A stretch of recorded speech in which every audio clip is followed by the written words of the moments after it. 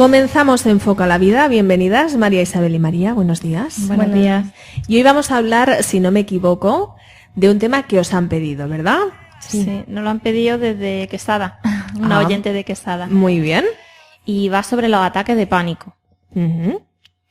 Bueno, pues voy a empezar yo y voy a empezar diciendo que los ataques de pánico pues son periodos en los que la persona sufre de una manera así repentina un intenso miedo o temor con una duración variable, normalmente de minutos a horas, aunque los síntomas cuando suelen tener su máxima intensidad es a los 10 minutos de comenzar el episodio. Cuando los ataques de pánico pues se repiten con cierta frecuencia, algunas personas pueden hacer esfuerzos desesperados por intentar escapar de la situación que creen que ha desencadenado este ataque. La persona que sufre episodios de pánico, pues como decía, se siente así de repente atemorizada, sin una razón evidente para sí misma o para los demás. Durante el ataque de pánico, pues se producen síntomas físicos que son muy intensos, como por ejemplo el de la taquicardia, y pues decir que ocurren pues eso en cualquier momento o lugar y sin previo aviso. Se manifiestan pues sin la causa aparente, se acompañan con síntomas que muchas veces se pueden asociar al miedo y generalmente también se acompaña de una, no sé, como una sensación de extrañeza del yo junto a una percepción de irrealidad y de no reconocimiento del entorno. No suelen durar mucho, pero sí que es cierto que son tan intensos que la persona que los sufre, pues claro, lo sufre como muy prolongado. A menudo el individuo pues siente como que está en peligro de muerte inminente y que tiene una necesidad urgente de escapar de un lugar o de una situación temida. Y el hecho de no poder escapar físicamente de esa situación de miedo extremo en el que se encuentra, pues va a acentuar aún más los síntomas del pánico. Y no tiene que haber un motivo que desencadene ese ataque, ¿verdad? No. Hombre, lo que la persona hace es relacionar. A lo mejor si a mí me da un ataque de pánico en un supermercado en concreto, voy a empezar evitando el ir a ese supermercado pues para, no sé, en mi mente como para evitar que me vuelva a dar porque puedo relacionarlo con algo de allí. Pero no quiere decir que el ataque de pánico me haya dado pues porque haya ido a ese supermercado o haya hecho alguna otra cosa en ese supermercado, sino que es una reacción fisiológica de nuestro cuerpo que se produce pues por una ansiedad, porque estamos respirando de una forma incorrecta y entonces sí que se desencadena ese ataque de pánico. O sea que no es necesario que haya un motivo, porque no sé, se me ocurre que aunque no sea el motivo en ese momento, pero que se reproduzca una situación que a lo mejor hace años a ti te ha causado un trauma y tú eres inconsciente de que eso te ha causado el trauma. No sé si me explico. Te he entendido regular. Me has entendido regular. A ver si me explico. Es que yo conozco una persona que iba un día en el coche, iba como acompañante, gracias a Dios o gracias a lo que sea, y sufrió un ataque de pánico. Y entonces, pues, como tú has dicho, lo del tema del supermercado, luego a ella le ha costado un montón volver sobre todo el conducir o ir en el coche, lo pasaba fatal. Y tenía que ir todos los días porque lo necesitaba para ir a trabajar.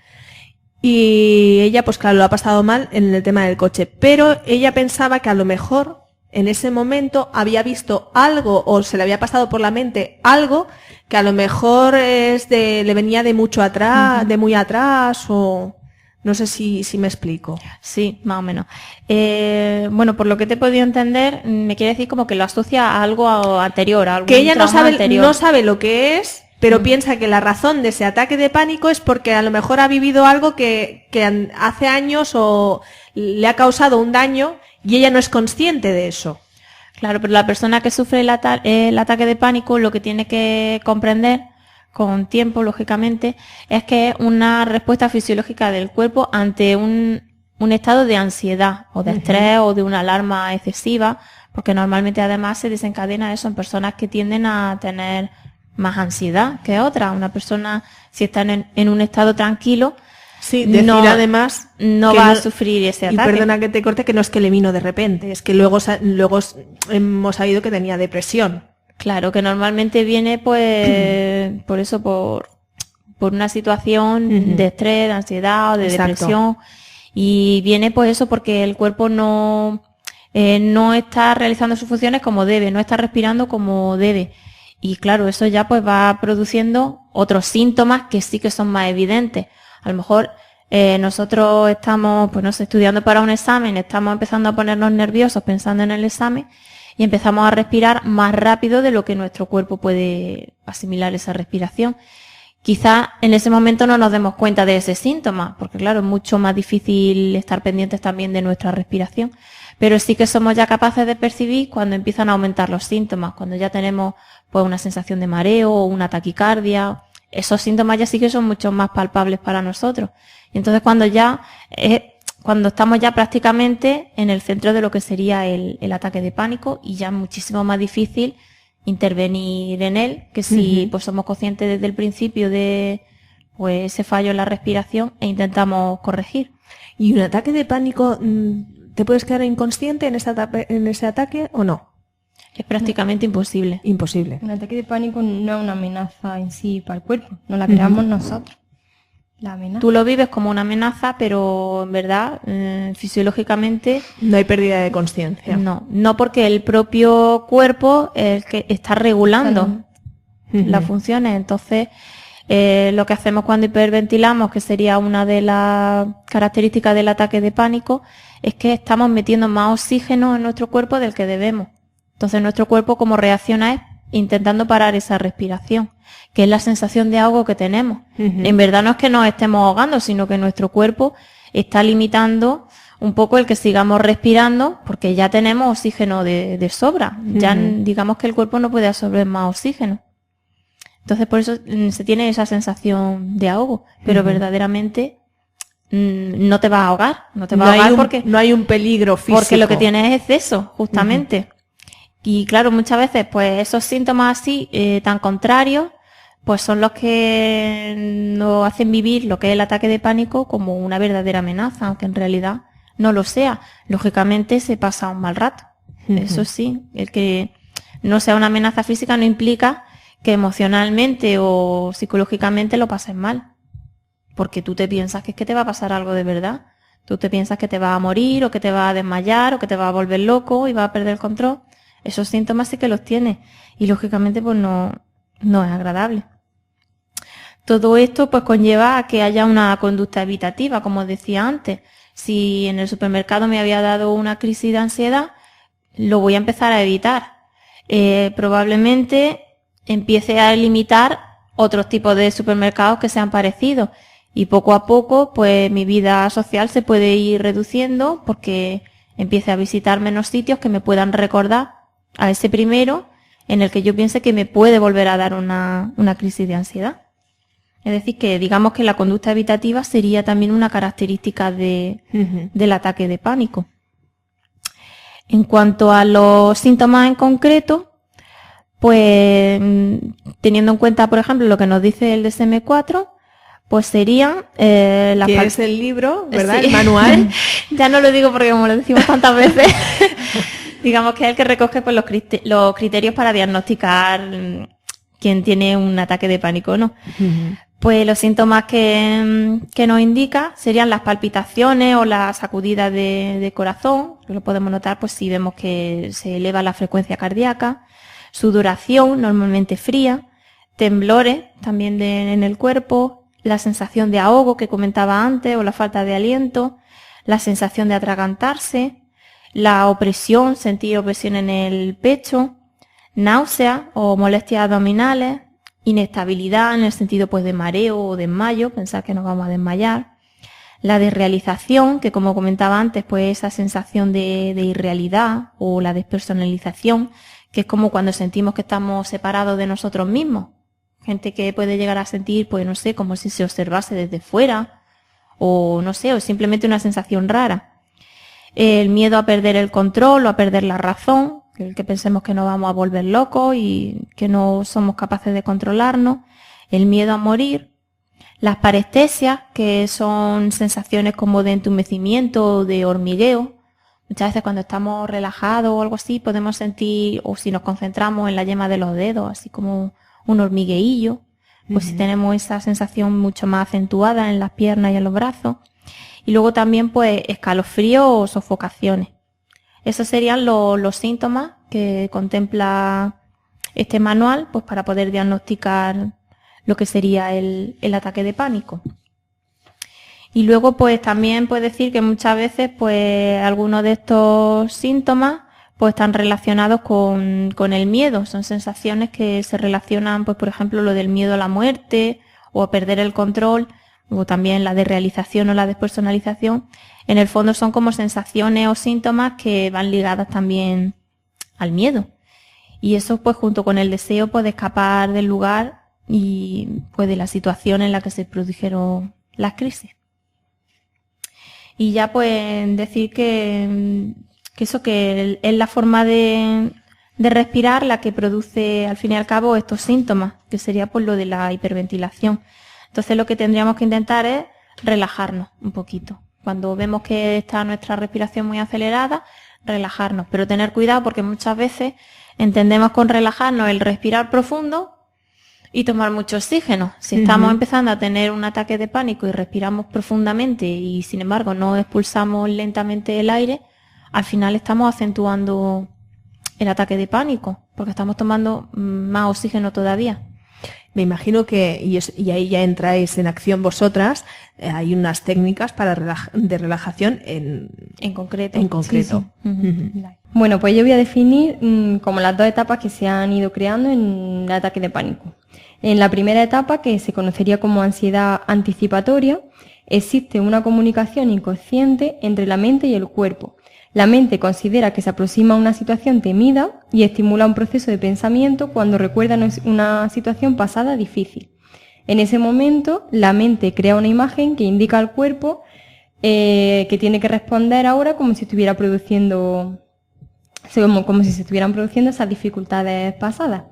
Con esta información sobre crisis pasadas, la mente comienza a cuestionarse su capacidad para hacer frente a la crisis.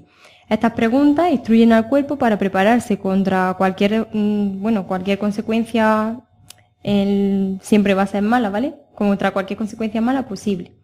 Es decir, la mente evoca imágenes en las que el sujeto no ha podido controlar el episodio anteriormente y se envía al cuerpo un mensaje de protección. Luego la segunda etapa, que sería el ataque de pánico, pues en esta etapa los mensajes entre mente y cuerpo ya no son silenciosos, pero sus efectos son los mismos. Esto provoca sensaciones físicas que el cuerpo genera, pues como por ejemplo ha dicho Isabel, las taquicardias, por ejemplo, entre otros. El individuo afectado tiene miedo de los síntomas percibidos e inconscientemente emite instrucciones al cuerpo para protegerse, con las cuales el cuerpo comienza a cambiar su química con el fin de protegerse de la emergencia o la amenaza, la situación amenazante.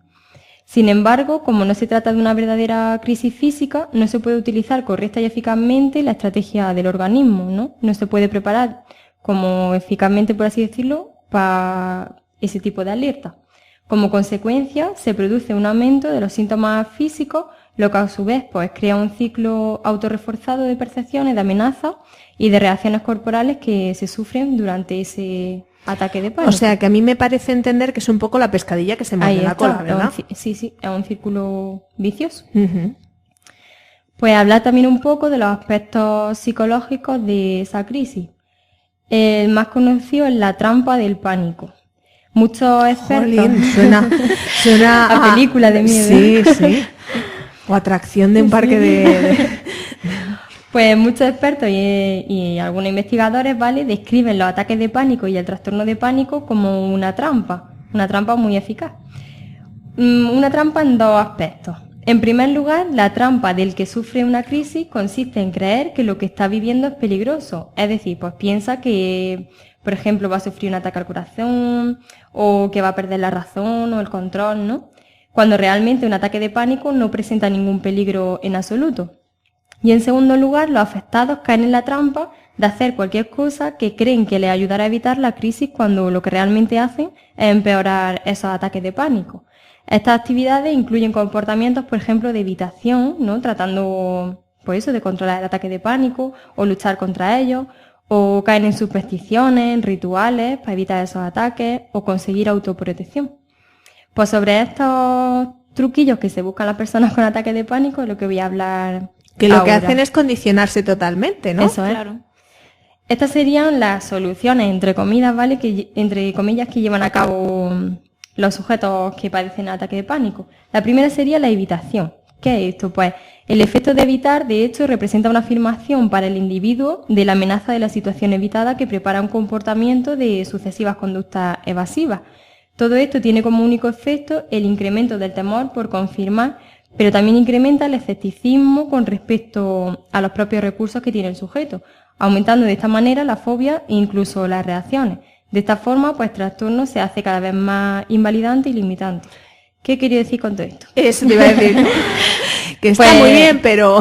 ¿Qué quiere decir esto? Pues si tú evitas una situación, lo que estás haciendo es fortalecer la creencia de que es una situación amenazante. Ujú. ¿Vale? Eso significa la evitación, ¿vale? Vale. En términos más... Y lo que haces es limitarte cada Ahí vez está. más. Yo evito eso, apoyo mi creencia en que, fíjate, por ejemplo, como ha dicho Marisa antes del supermercado, pues no he ido al supermercado, no me ha pasado nada. Estoy afirmando que si voy al supermercado... Que la me culpa va a la pasar tiene el algo. supermercado. Eso es, al final el supermercado paga.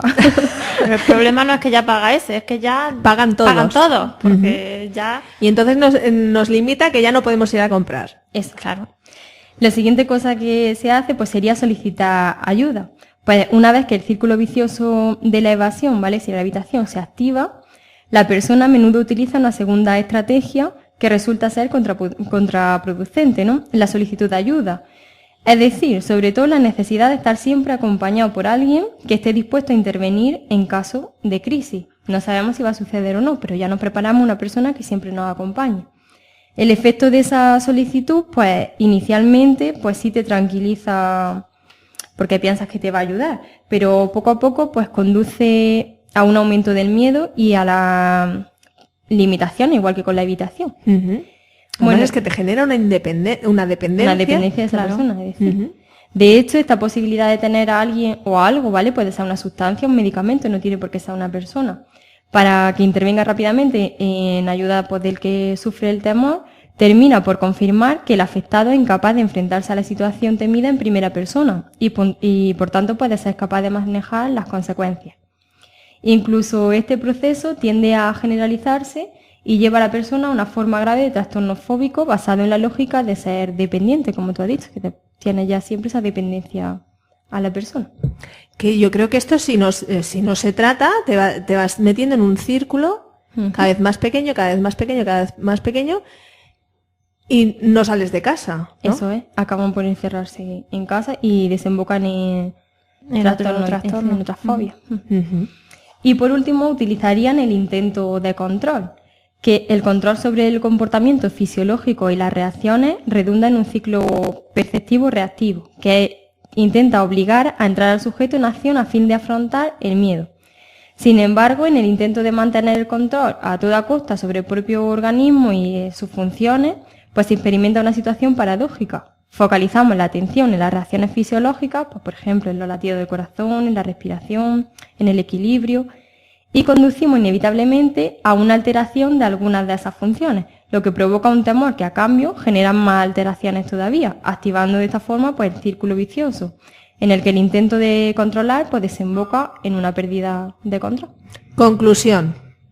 Llamaros urgentemente cuando tengamos el ataque de pánico.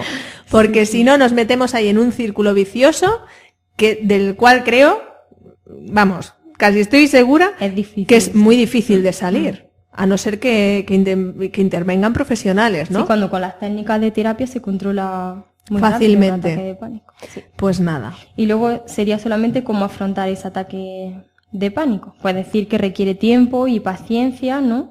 Pero algunas de las estrategias ya sí buenas que se usan, pues sería, pues recordar que lo que sentimos no es más que la exageración de las reacciones normales del estrés, que ya lo decía Marisabel al principio.